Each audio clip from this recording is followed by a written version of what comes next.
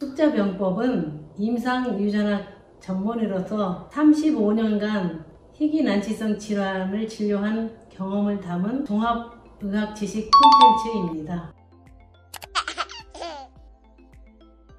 안녕하세요. 오늘은 남겨주신 댓글에 대해서 답변을 해드리는 시간을 갖도록 하겠습니다. 글쎄 이제 다른 알레르기 질환과 달리 유전성 혈관 부종은 가렵지가 않아요. 일단 이제 이런 그런 과거력이 중요하죠. 내가 그런 적이 이제 전에도 있었고, 또 가족 중에 이런 비슷한 병을 가진 사람이 있다 하는 그런 가족력이라든지 과거력이 있다면 꼭 확인을 하는 것이 좋죠. 확인은 그렇게 어렵지가 않거든요. 혈액 검사로 이제 이게 지금 보체의 문제거든요. 그래서 그런 검사를 어렵지 않게 할 수 있어요. 알레르기를 전문으로 하는 선생님과 또 이런 유전 질환을 보는 선생님과 상의를 양쪽을 다 해야 되겠죠. 그래서 이제 티로신이 혈액에 이제 많이 올라가는 거를 이제 티로신 혈증, 그러니까 티로신이라는 아미노산이 피 속에 많이 올라간다는 뜻이거든요. 근데 대부분이 이제 티로신이 올라간다고 그러면은 되게 병보다는 병이 아닌 일시적인 티로신 혈증이 가장 많아요. 그렇지만 간 기능의 이상이 이제 여부를 확인하고, 두 번째는 이제 소변에 아니면 혈액에 석시닐 아세톤이라는 이 대사가 되지 않은 독성 물질이 있는가. 그게 있다면 그거는 거의 확진이죠. 그게 이제 가장 이제 시급한 문제고, 우선은 병이냐 일시적이냐 이제 그게 이제 확인해야 되고, 이런 것들이 이제 소변하고 피로 다 확진이 가능하기 때문에 우선 그거부터 하고, 이제 이게 낫지도 않고 없어지지도 않고 그런데 이제 오래 간다. 아직 뭐 생명의 위협은 안 준다 그러면 이제 유전자까지 생각을 해야 되겠죠. 황달이 있다고 해서 꼭 그런 거는 아니지만, 황달이 있고 간 기능에 이상 소견이 같이 동반할 때는 우선 티로신 혈증에 대한 확인이 응급 상황이죠. 시트린 결핍, 시트린이라는 단백질이 부족해서 오는 그런 거는 처음에는 이렇게 시트룰린도 올라가고 다른 몇 가지 이제 아미노산이 같이 올라가다가 좀 지나면 다 없어지거든요. 근데 이 병은 잘 진단해야 돼요. 이거는 유전 질환이고 완전히 치료 방법이 달라요. 잘못 진단을 했을 경우에 애기한테 이제 심각한 문제를 일으킬 수 있죠. 보통 이제 각 병원마다 정상 수치가 좀 다르거든요. 이제 낮은 정상 수치가 있는 데는 한 50 정도 이하. 그다음에 보통 우리 병원은 이제 75까지 정상이거든요. 그렇지만 우리가 암모니아가 아주 없지는 않아요. 단백질 안 먹어도. 그래서 적어도 이제 100은 안 넘어가는 게 정상이 아닌가 이렇게 생각하죠. 되게 이제 선천성 부신 과형성증은 부신 피질에서 나오는 이제 호르몬이 세 가지예요. 하나는 이제 콜티솔, 하나는 이제 염분을 관리하는 알도스테론, 그리고 일반 이제 성 발달에 영향을 주는 이제 성호르몬, 이렇게 세 가지인데, 되게 이제 제1형 아까 얘기한 대로 지금 프로리네프랑 콜티솔을 두 가지 치료를 받고 있다면 염분 소실형으로 판단이 됩니다. 되게 부신 피질 호르몬의 문제가 심각할수록 성기가 이제 남성화 되는 경향이 많아요. 그런데 이제 일찍 발견해서 치료했을 경우는 큰 문제는 없죠. 그래서 성기의 크기만 갖고 이제 이런 병을 예후를 말하거나 아니면 치료의 효과를 말하기는 조금 힘들죠. 되게 이제 선천성 과형성증은 되게 콜티솔하고 연관되거든요. 그래서 콜티솔을 쓰다 보면 이제 이게 콜티솔의 요구량이 항상 같지를 않아요. 막 스트레스가 있다든지 막 열이 난다든지 뭐 이러면 우리가 스트레스 있을 때는 호르몬의 양을 5배 이상 주거든요. 그래서 이것이 어떤 스트레스를 커버할 수 있는 충분한 용량이 들어가야 되는데, 그러지 못할 경우에 이 스테로이드로 인한 그 이제 부작용으로서 이게 살이 좀 찌거나 아니면 키가 안 크는 이제 이런 문제가 같이 동반돼서 그 이제 호르몬 검사 또 전해질 검사 뭐 이런 거를 다 같이 해야 되겠죠.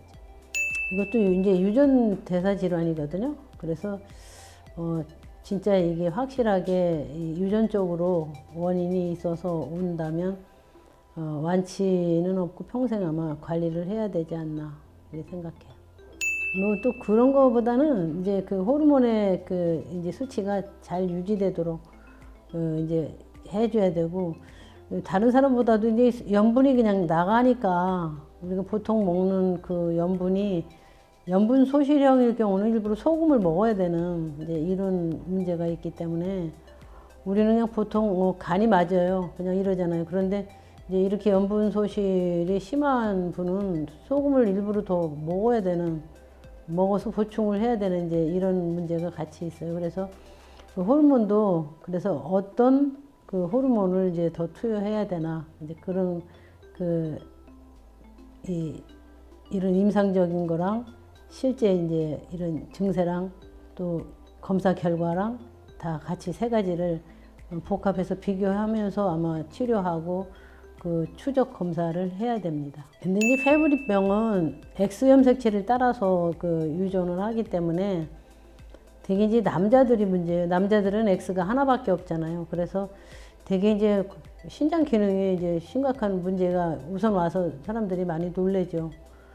그래서 신장 때문에 이제 오는 그런 문제가 제일 심각하고, 근데 여자는 X염색체가 두 개다 보니까 증세가 되게 약해요.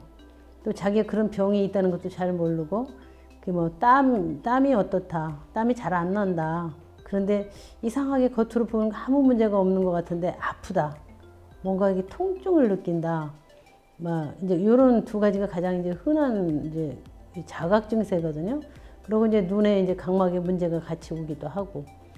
근데 이제 이런 것들이 유전자의 이제 결함에 이제 뭐 관련돼서 그럴 수도 있지만, 가장 중요한 것은 남자냐 여자냐 이런 성에 따라서 그 증세가 굉장히 남자가 더 심하다, 또 신장 기능도 더 나쁘다, 이제 이렇게 우리가 판단을 하면 되고, 여성이신 경우는 대개는 이제 증세 심하지 않지만 이런 콩팥이나 이런 것의 증세가 좀 덜하죠.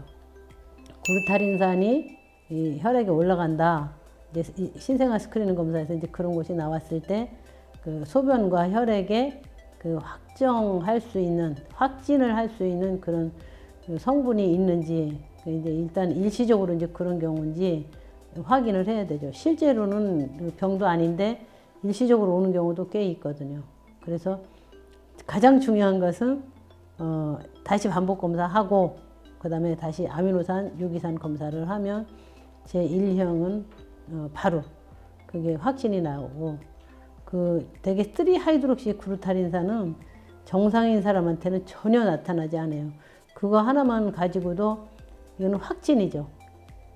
정상인 사람은 전혀 보이지 않고 글루타린산 제1형일 경우에만 이제 글루타린산과 3하이드록시 글루타린산이 나와요. 그렇지만 그냥 글루타린산은 정상인 사람도 많이 나오거든요. 글루타린산 혈증 제1형은 이제 특수분유와 이제 저단백 이제 식품이랑 같이 먹으면 머리가 커지는 거, 또 뭐 신경적으로 문제되는 거를 완전히 막을 수 있어요. 저희들은 이제 제1형이 가장 많은데 저희 병원에 오는 애기들은 한 5명 정도? 이 조기에 신생아 스크리닝 검사로 이제 발견된 환우들은 정상으로 자라고 있죠. TSH 하나만 검사했는데 100이 넘는다. 그러면 아무래도 조금 100 정도라면 조금 심한 거 아닌가.